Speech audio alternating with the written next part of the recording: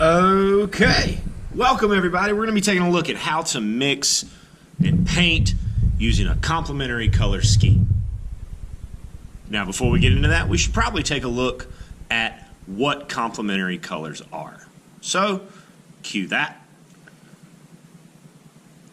Now that we've had a look at what complementary colors actually are, we need, in order to paint, we need a cup of water to rinse our brush. We need our palette, and we need our palette loaded with complementary colors. So here in mine, I've chosen blue and orange as my complementary pair, and then we also need white. I'm working with just a very, very simple drawing. I have a piece of paper with an oval or balloon shape on it. This balloon shape is going to be my emphasis. Everything else is my background. Now with this type of painting, really with any type of painting, we always want to work from the background up. So we'll start off, I'm going to be using blue as my main color here, so I want to separate some of that blue. And then I want to start by adding just a small amount of orange to my blue. Mix it together really, really well. And that's going to give me a darker shade of blue. So I'm going to start with this dark color. This is really, really dark. You can notice that that's a lot darker than this. Now when I paint with this way, a couple things to keep in mind. Number one, we're not trying to cover the whole piece of paper at one time. We're going to be working in layers, one thing on top of the other. We want to start with the dark value. We want to make sure that our brush strokes always go in the same direction. And we're going to have some gaps in between our brush strokes. That's okay. We're going to fill those in as we go. I'm just going to get some of this color. All right, that seems good. I'm going to go back to my palette. See, I've used all of that color. Time to mix a new one. So we're going to start with our blue. Adding in a little bit of orange. We want to add a little bit more orange than we added last time. All right.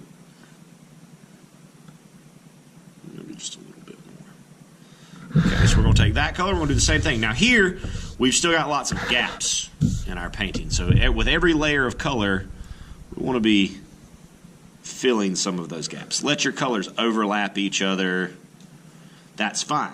It's fine if they overlap. Paint can always cover paint, and it's okay. Not a big deal. Making sure our brush strokes go in the same direction. All right. Now I'm going to take this same color that I just had. I'm going to add some white to it.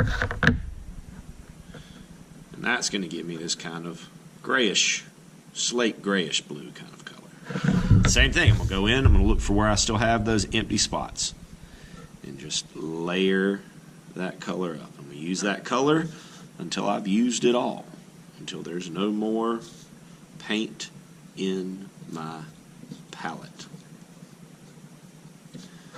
Just looking to cover gaps. Try not to have the same colors right up on each other. Now I need to mix a new color out of that one. So I'm going to start with some orange, bring some blue into it, and I'm going to bring a lot of white into this color. And see, that actually gives me almost a light brownish beige color. Maybe add a little bit more blue to that. I want to bring that back a little bit closer to the blue side. The more, whichever of your two colors you have more of, that's where your color is going to lean more towards. And then the same thing, we're just going to look on covering those gaps. Wherever we've got empty space, we want to be putting in color. And right here, it's okay if we go over the line some onto the inside of our emphasis, because we're going to be going back and painting that next. And as I mentioned earlier, paint will always cover paint. Now, if I need one more in here, I'm going to go just pure white into my blue. Now, with this type of painting, we don't ever want to put pure color on the page. Everything we do, we need to mix at least a little bit with the other color or with white. Because that pure color is really, really, really bright. When we put that next to these darker, more muted colors, it just doesn't look right. And then we're going in, filling in those gaps. Sometimes those colors are going to mix together a little bit when we do that. That's okay.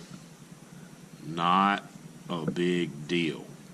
This is all about experimentation. It's all about mixing colors, seeing what we get when we mix X, Y, and Z together. This is an experimentation process, but also a good way to learn an effective way to paint. We don't always have to paint with covering big areas at one time. It's okay that we cover just a little bit, and then that's going to, as we go, develop this kind of texture that we're looking for. But more importantly, I've got my background color covered.